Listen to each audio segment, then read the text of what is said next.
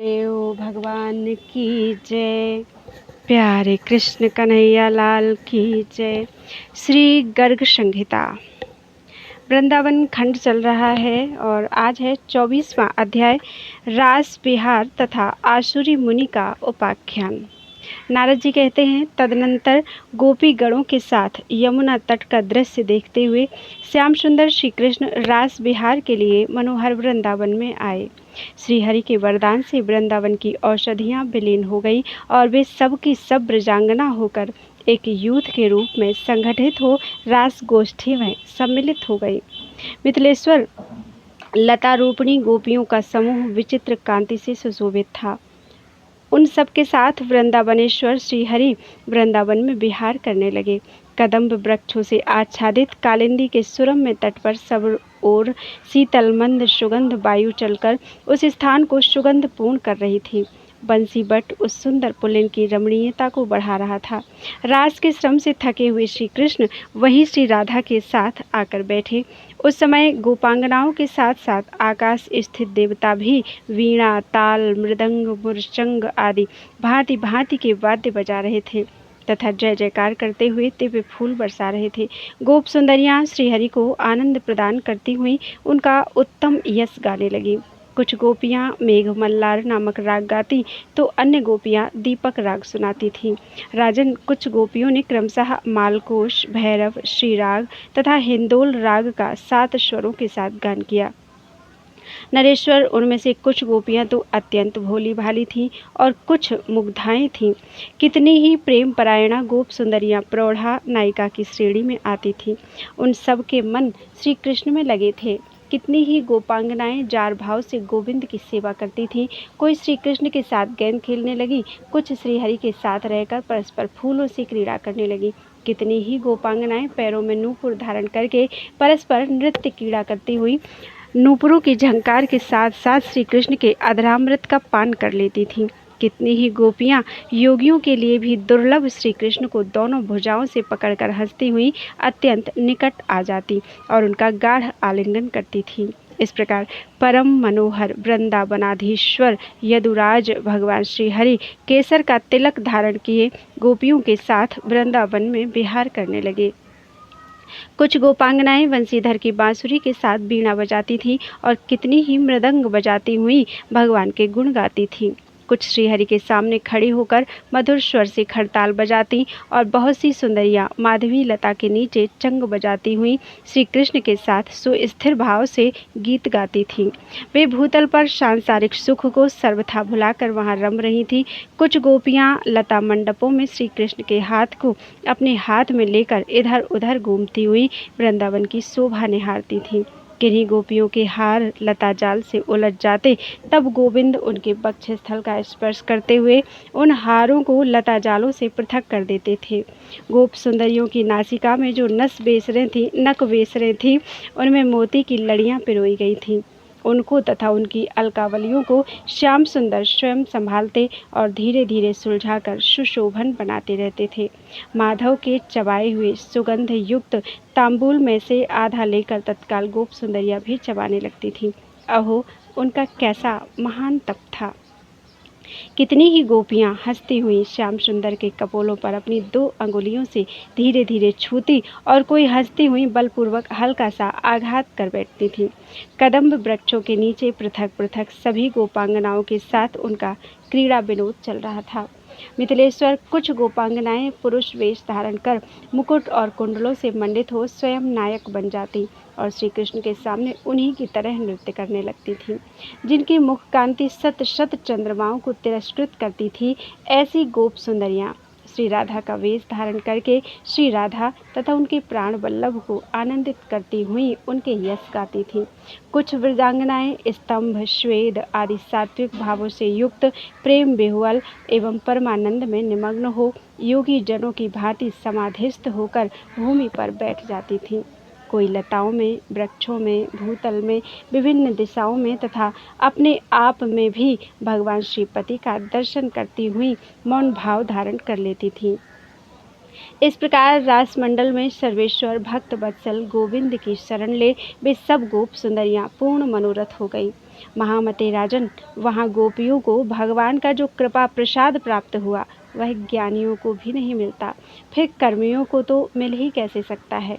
महामते, इस प्रकार राधा वल्लभ प्रभु श्याम सुंदर श्री कृष्ण चंद्र के रास में जो एक विचित्र घटना हुई उसे सुनो। श्री कृष्ण के प्रिय भक्त एवं महातपस्वी एक मुनि थे जिनका नाम था आसुरी। वे नारद गिरी पर श्रीहरि के ध्यान में तत्पर होकर तपस्या करते थे। हृदय कमल में ज्योतिर्मंडल के भीतर राधा सहित मनोहर मूर्ति श्याम सुंदर श्री कृष्ण का वे चिंतन किया करते थे। एक समय रात में जब मुनि ध्यान करने लगे तब श्री कृष्ण उनके ध्यान में नहीं आए। उन्होंने बारंबार ध्यान लगाया किंतु सफलता नहीं मिली। इससे वे महामुनि खिन्न हो गए। फिर वे मुनि ध्यान से उठकर श्री कृष्ण दर्शन की लालसा से बद्री खंड मंडित नारायण आश्रम को गए, किंतु वहाँ उन मुनीश्वर को नर नारायण के दर्शन नहीं हुए। तब अत्यंत विस्मित हो वे ब्राह्मण देवता लोकालोक पर्वत पर गए, किंतु वहाँ सहस्र सिर वाले अनंत देव का भी उन्हें दर्शन नहीं हुआ। तब उन्होंने वहाँ के पार्षदों से पूछा, भगवान यहाँ से कहाँ गए हैं? उन्होंने उत्तर दिया, हम नहीं जानते। उनके इस प्रकार उत्तर देने पर उस समय मुनि के मन में बड़ा खेद हुआ। फिर वे क्षीर सागर से सुशोभित श्वेत द्वीप में गए, किंतु वहाँ भी शेष शैया पर श्रीहरि का दर्शन उन्हें नहीं हुआ। तब मुनि का चित्त और भी खिन्न हो गया। उनका मुख प्रेम से पुलकित दिखाई देता था। उन्होंने पार्षदों से पूछा, भगवान यहाँ से कहाँ चले गए? पुनः वही उत्तर मिला, हम लोग नहीं जानते। उनके यूं कहने पर मुनि भारी चिंता में पड़ गए और सोचने लगे, क्या करूं, कहाँ जाऊं, कैसे श्रीहरि का दर्शन हो। यूं कहते हुए मन के समान गतिशील आसुरी मुनि बैकुंठ धाम में गए, किंतु वहाँ भी लक्ष्मी जी के साथ निवास करने वाले भगवान नारायण का दर्शन उन्हें नहीं हुआ। नरेश्वर, वहाँ के भक्तों में भी आसुरी मुनि ने भगवान को नहीं देखा। तब वे योगींद्र मुनीश्वर गोलोक में गए, परंतु वहाँ के वृंदावनीय निकुंज में भी परात्पर श्री कृष्ण का दर्शन उन्हें नहीं हुआ। तब मुनि का चित्त खिन्न हो गया और वे श्री कृष्ण विरह से अत्यंत व्याकुल हो गए। वहाँ उन्होंने पार्षदों से पूछा, भगवान यहाँ से कहाँ गए हैं? तब वहाँ रहने वाले पार्षद गोपों ने उनसे कहा, वामन अवतार के ब्रह्मांड में जहाँ कभी प्रश्नि गर्भ अवतार हुआ है वहाँ साक्षात भगवान पधारे हैं। उनके यूं कहने पर महामुनि आसुरी वहाँ से उस ब्रह्मांड में आए। श्रीहरि का दर्शन न होने से तीव्र गति से चलते हुए मुनि कैलाश पर्वत पर गए। वहाँ महादेव जी श्री कृष्ण के ध्यान में तत्पर होकर बैठे थे। उन्हें नमस्कार करके रात्रि में खिन्न चित्त हुए महामुनि ने पूछा, आसुरी बोले, भगवान, मैंने सारा ब्रह्मांड इधर उधर छान डाला। भगवत दर्शन की इच्छा से बैकुंठ से लेकर गोलोक तक का चक्कर लगाया, किंतु कहीं भी देवाधिदेव का दर्शन मुझे नहीं हुआ। सर्वज्ञ शिरोमणि, बताइए इस समय भगवान कहाँ हैं? श्री महादेव जी बोले, आसुरी, तुम धन्य हो, ब्रह्मन, तुम श्री कृष्ण के निष्काम भक्त हो। महामुने, मैं जानता हूँ तुमने श्री कृष्ण दर्शन की लालसा से महान क्लेश उठाया है। क्षीर सागर में रहने वाले हंस मुनि बड़े कष्ट में पड़ गए थे। उन्हें उस क्लेश से मुक्त करने के लिए जो बड़ी उतावली के साथ वहाँ गए थे वे ही भगवान रसिक शेखर साक्षात श्री कृष्ण अभी अभी वृंदावन में आकर सखियों के साथ रास क्रीड़ा कर रहे हैं। मुने, आज उन देवेश्वर ने अपनी माया से 6 महीने बराबर बड़ी रात बनाई है। मैं उसी रासोत्सव का दर्शन करने के लिए वहां जाऊंगा। तुम भी शीघ्र ही चलो, जिससे तुम्हारा मनोरथ पूर्ण हो जाए। इस प्रकार श्री गर्ग संहिता में वृंदावन खंड के अंतर्गत श्री नारद बहुलाश संवाद में रास क्रीड़ा प्रसंग में आसुरी मुनि का उपाख्यान नामक 24वां अध्याय पूरा हुआ। बोलो वृंदावन बिहारी लाल की जय। 25वां अध्याय शिव और आसुरी का गोपी रूप से रासमंडल में श्री कृष्ण का दर्शन और स्तव करना तथा उनके वरदान से वृंदावन में नित्य निवास पाना। श्री नारद जी कहते हैं, राजन, भगवान शिव आसुरी मुनि के साथ संपूर्ण हृदय से ऐसा निश्चय करके वहाँ से चले। वे दोनों श्री कृष्ण दर्शन के लिए ब्रजमंडल में गए। वहाँ की भूमि दिव्य वृक्षों, लताओं, कुंजों और गुमटियों से सुशोभित थी। उस दिव्य भूमि का दर्शन करते हुए दोनों ही यमुना तट पर गए। उस समय अत्यंत बलशालिनी गोलोकवासिनी गोप सुंदरियां हाथ में बैत की छड़ी लिए वहां पहरा दे रही थीं। उन द्वारपालिकाओं ने मार्ग में स्थित होकर उन्हें बलपूर्वक रासमंडल में जाने से रोका। वे दोनों बोले, हम श्री कृष्ण दर्शन की लालसा से यहाँ आए हैं। नृपश्रेष्ठ तब राह रोककर खड़ी द्वारपालिकाओं ने उन दोनों से कहा। द्वारपालिकाएं बोली, विप्रवरु, हम कोटि कोटि गोपांगनाएं वृंदावन को चारों ओर से घेर कर निरंतर रासमंडल की रक्षा कर रही हैं। इस कार्य में श्याम सुंदर श्री कृष्ण ने ही हमें नियुक्त किया है। इस एकांत रासमंडल में एकमात्र श्री कृष्ण ही पुरुष है। उस पुरुष रहित एकांत स्थान में गोपी यूथ के सिवा दूसरा कोई कभी नहीं जा सकता। मुनियों, यदि तुम दोनों उनके दर्शन के अभिलाषी हो तो इस मान सरोवर में स्नान करो। वहाँ तुम्हें शीघ्र ही गोपी स्वरूप की प्राप्ति हो जाएगी। तब तुम रासमंडल के भीतर जा सकते हो। श्री नारद जी कहते हैं, द्वारपालिकाओं के यूं कहने पर वे मुनि और शिव मान सरोवर में स्नान करके गोपी भाव को प्राप्त हो सहसा रासमंडल में गए। सुवर्ण जटित पद्म रागमयी भूमि उस रासमंडल की मनोहरता बढ़ा रही थी। वह सुंदर प्रदेश माधवी लता समूहों से व्याप्त और कदम्ब वृक्षों से आच्छादित था। बसंत ऋतु तथा चंद्रमा की चांदनी ने उसको प्रदीप्त कर रखा था। सब प्रकार की कौशलपूर्ण सजावट वहाँ दृष्टिगोचर होती थी। यमुना जी की रत्नमयी सीढ़ियों तथा तोलिकाओं से रासमंडल की अपूर्व शोभा हो रही थी। मोर, हंस, चातक और कोकिल वहाँ अपनी मीठी बोली सुना रहे थे। वह उत्कृष्ट प्रदेश यमुना जी के जल स्पर्श से, शीतल मंद वायु के बहने से, हिलते हुए तरु पल्लवों द्वारा बड़ी शोभा पा रहा था। सभा मंडपों और बीथियों से, प्रांगणों और खंभों की पंक्तियों से, फहराती हुई दिव्य पताकाओं से और सुवर्णमय कलशों से सुशोभित तथा श्वेतारूढ़ पुष्प समूहों से सज्जित तथा पुष्प मंदिर और मार्गों से एवं भ्रमरों की गुंजारों और वाद्यों की मधुर ध्वनियों से व्याप्त रासमंडल की शोभा देखते ही बनती थी। सहस्र दल कमलों की सुगंध से पूरित शीतल मंद एवं परम पुण्यमय समीर सब ओर से उस स्थान को सुवासित कर रहा था। रासमंडल के निकुंज में कोटि कोटि चंद्रमाओं के समान प्रकाशित होने वाली पद्मिनी नायिका हंसगामिनी श्री राधा से सुशोभित श्री कृष्ण विराजमान थे। रासमंडल के भीतर निरंतर स्त्री रत्नों से घिरे हुए श्याम सुंदर विग्रह श्री कृष्ण का लावण्य करोड़ों कामदेवों को लज्जित करने वाला था। हाथ में वंशी और बैत लिए तथा श्री अंग पर पीतांबर धारण किए वे बड़े मनोहर जान पड़ते थे। उनके वक्षस्थल में श्री वत्स का चिन्ह, कौस्तुभमणि तथा बनमाला शोभा दे रही थी। झंकारते हुए नूपुर, पांजेब, करधनी और बाजूबंद से विभूषित थे। हार, कंकण तथा बाल रवि के समान कांतिमान 2 कुंडलों से वे मंडित थे। करोड़ों चंद्रमाओं की कांति उनके आगे फीकी जान पड़ती थी। मस्तक पर मोर मुकुट धारण किए वे नंदनंदन मनोरथ दान दक्ष कटाक्षों द्वारा युवतियों का मन हर लेते थे। राजन, आसुरी और शिव दोनों ने दूर से ही जब श्री कृष्ण को देखा तो हाथ जोड़ लिए। नृपश्रेष्ठ, समस्त गोप सुंदरियों के देखते देखते श्री कृष्ण चरणारविंद में मस्तक झुकाकर आनंद विह्वल हुए। उन दोनों ने कहा। दोनों बोले, कृष्ण, महायोगी कृष्ण, देवाधिदेव जगदीश्वर, पुंडरीकाक्ष, गोविंद, गरुण ध्वज, आपको नमस्कार है। जनार्दन, जगन्नाथ, पद्मनाभ, त्रिविक्रम, दामोदर, ऋषिकेश, वासुदेव, आपको नमस्कार है। देव, आप परिपूर्णतम साक्षात भगवान हैं। इन दिनों भूतल का भारी भार हरने और सत्पुरुषों का कल्याण करने के लिए अपने समस्त लोकों को पूर्णतया शून्य करके यहाँ नंद भवन में प्रकट हुए हैं। वास्तव में तो आप परात्पर परमात्मा ही हैं। अंशांश, अंश, कला, आवेश तथा पूर्ण समस्त अवतार समूहों से संयुक्त हो आप परिपूर्णतम परमेश्वर संपूर्ण विश्व की रक्षा करते हैं तथा वृंदावन में सरस रास मंडल को भी अलंकृत करते हैं।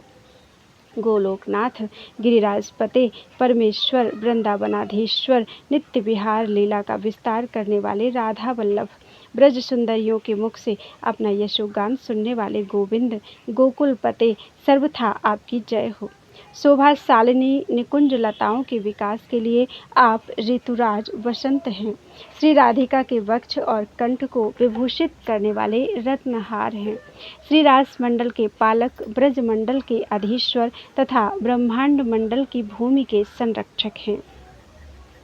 कृष्ण कृष्ण महायोगिन, देव देव जगतपते, पुंडरीकाक्ष गोविंद, गरुण ध्वज ते नमः।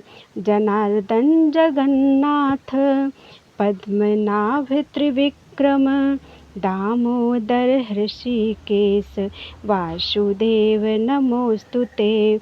अद्यैव देव परिपूर्णतम, अस्तु साक्षात् भूभूरि भार हरणाय, सतां शुभाय।